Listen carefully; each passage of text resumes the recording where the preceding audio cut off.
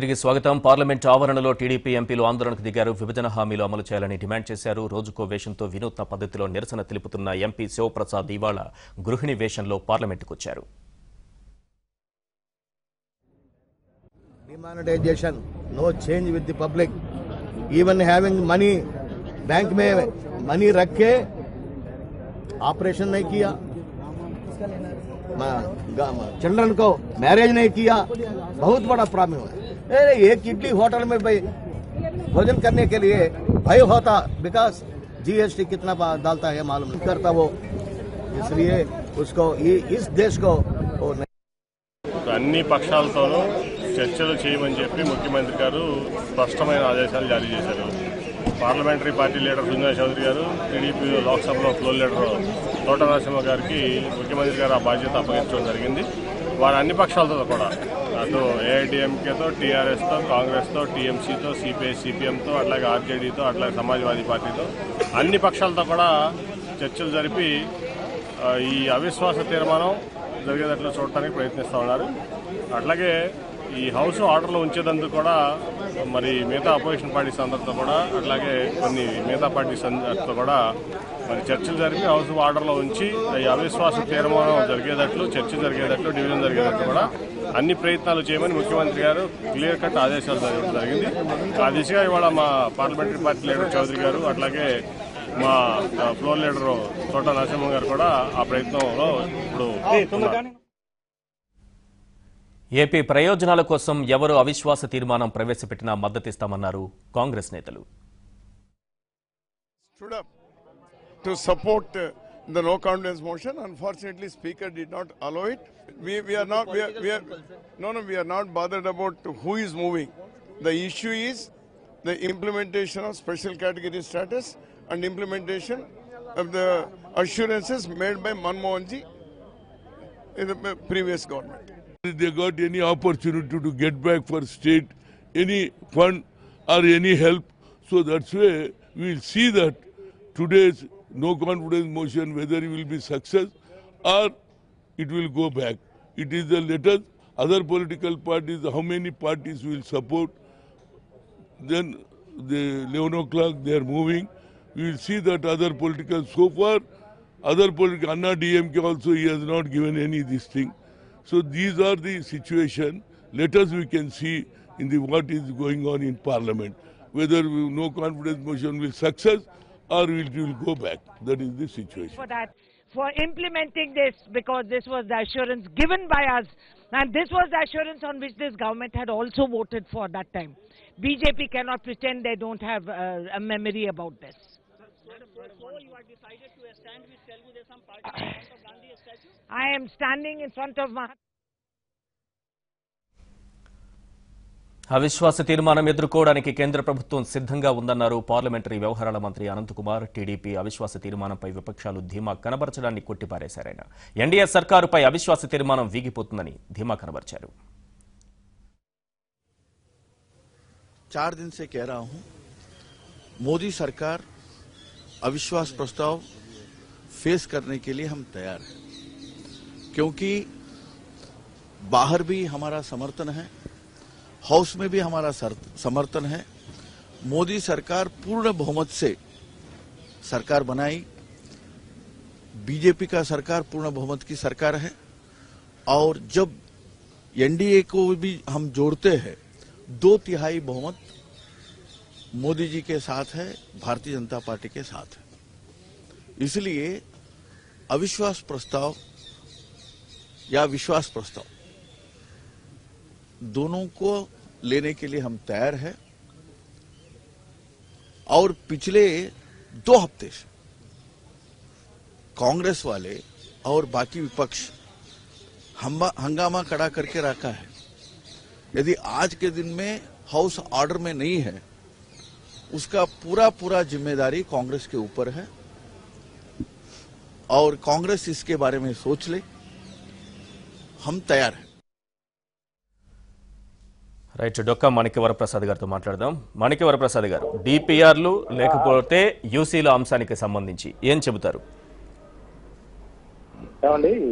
DPRs అనేది ప్రతి project దానికి సంబంధించిన వివరాలు ఎప్పుడు కూడా సబ్మిట్ చేస్తూ ఉంటాయి గవర్నమెంట్.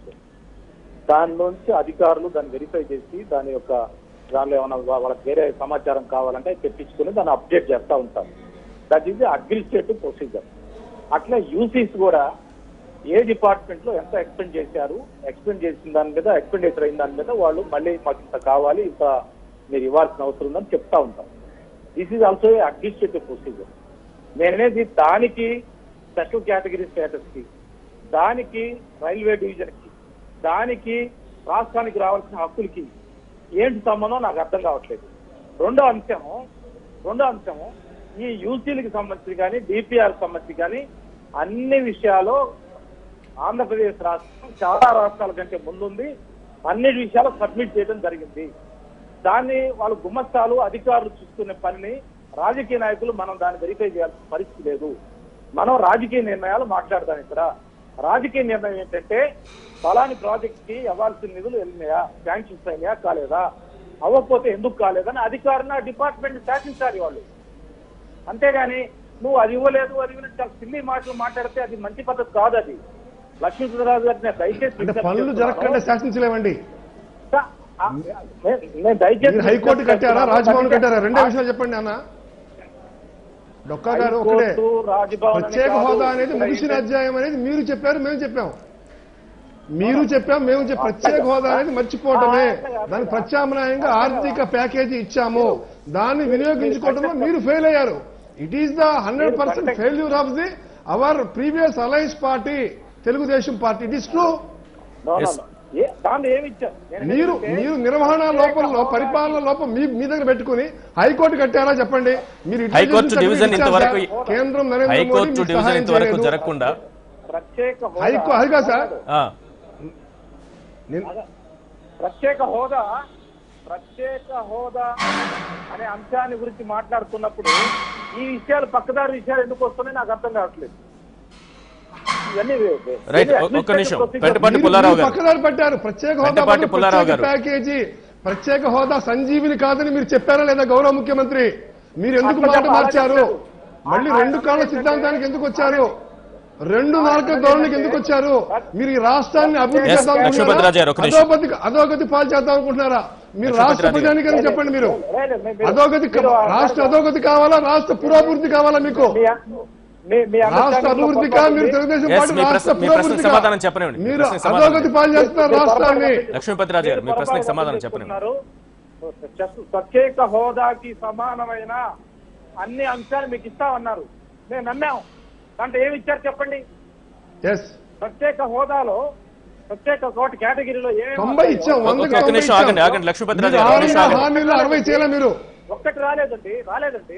ఒక్కటి రాలేదు. రాకపోవటం పెంటపాటి పుల్లారావు గారు, పెంటపాటి పుల్లారావు గారు ఒక్క అంశం రాలేదు. చెప్పండి. మీరు ప్రజలు ఇబ్బంది పెట్టబాకండి.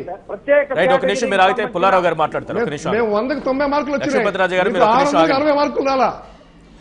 4 ఏళ్లలో అభివృద్ధికే కట్టుబడి ఉన్నామని చెబుతున్నటువంటి బీజేపీ ఇప్పుడు 2 విడిపోయిన తరువాత ప్రతి అంశంలో డిపిఆర్లు లేవు, లేకపోతే యూసీలు లేవు అని చెప్పడం ఏ రకంగా చూడాలి? అంటే ఈ 4 ఏళ్లలో ఒకవేళ నిజానికి అభివృద్ధికే ఆ పార్టీ కట్టుబడి ఉంటే ఎందుకు అడగలేదు?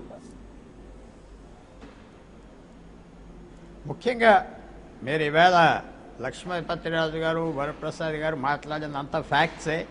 కానీ పబ్లిక్లో అభిప్రాయం ఏంటి? సామాన్యమైన వ్యక్తులకి ఏదో అన్యాయం జరిగింది, మనకి రాజకీయ నాయకులు చెప్తున్నారు అందరూ అన్యాయం జరిగిందని మాత్రం ఆ ఇంప్రెషన్ ఒకటి గట్టిగా ప్రజల్లో వచ్చింది.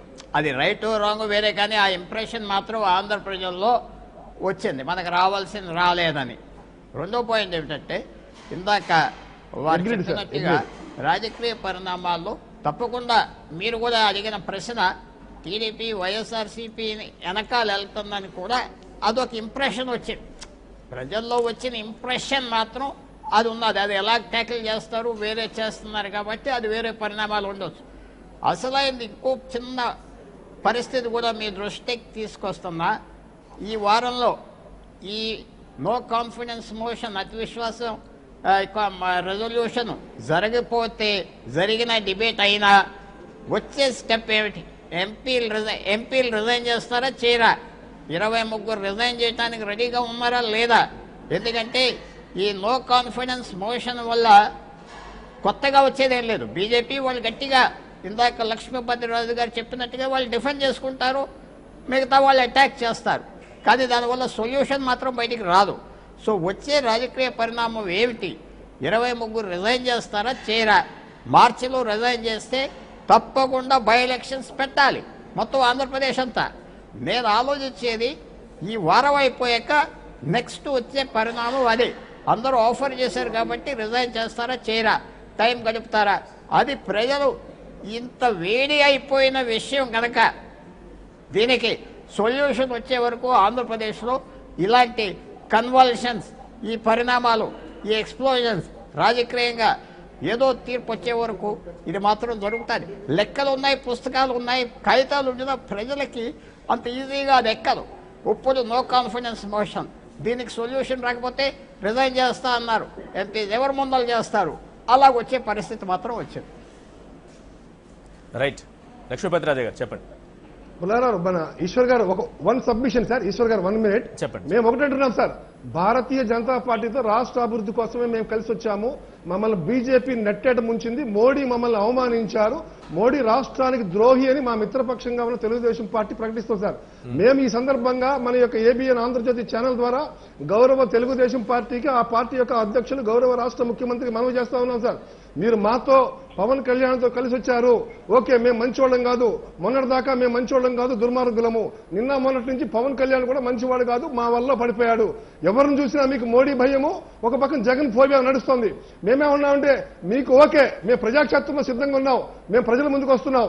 మీరు మాతో కలిసి ఎన్నికల్లో 2014 ఎన్నికల్లో పోటీ చేశారు, శాసనసభ ఎన్నికల్లో.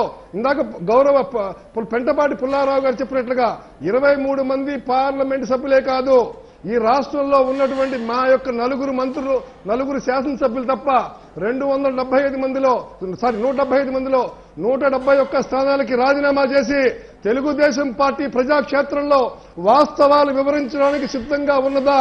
దయచేసి ప్రజల్ని గందరగోళం పెట్టద్దు. ఆంధ్రప్రదేశ్ అభివృద్ధిని అధోగతి పాలు చేయొద్దు. మీకు అభివృద్ధి కావాలంటే కేంద్రం ఇచ్చిన నిధులను వినియోగించండి, లెక్కలు చెప్పండి. ఇది డబ్బులు జనం సొమ్ము, లక్ష్మీపతి రాజాది కాదు, మా సోదరులది కాదు, నరేంద్ర మోడీది కాదు, గౌరవ చంద్రబాబు నాయుడు గారిది కూడా కాదు. ప్రజలకు మేము జవాబుదారీ. తప్పు చేస్తే ప్రజలందరూ ఓటేసినా 5 ఏళ్ల ప్రభుత్వాలను ఎన్నుకోవడానికి ఇప్పటికిప్పుడు అందరూ రాజీనామాలు చేసి గందరగోళం ఎందుకు? కరెక్ట్ గా చేయగలిగితే అవసరం ఉండదు, ఆ అవసరం ఉండదు. ఇప్పుడు జరగబోయేటటువంటి అవిశ్వాస తీర్మానం సందర్భంగా ఒకవేళ చర్చ జరిగితే ఇంకా మంచిదే. చర్చ అది నెగ్గుతుందా వీగిపోతుందా అనేది కాకుండా చర్చ జరిగినా చాలా వరకు ప్రయోజనం ఉంటుంది. ఆ చర్చ వరకు వెళతారా లేదా అనేది కూడా మనం చూడాల్సిన అది ఓకే, అది మీ బలం ఉంది కాబట్టి అది ఓకే. చర్చ జరగాలని కోరుకుంటున్నారు అందరూ. చర్చ జరగడం వల్ల వాస్తవాలన్నా వెలుగులోకి వస్తాయి కదా. రైట్, ఇప్పుడు చిన్న విరామం తీసుకుందాం. విరామం తర్వాత అనాలిసిస్ కంటిన్యూ అవుతుంది.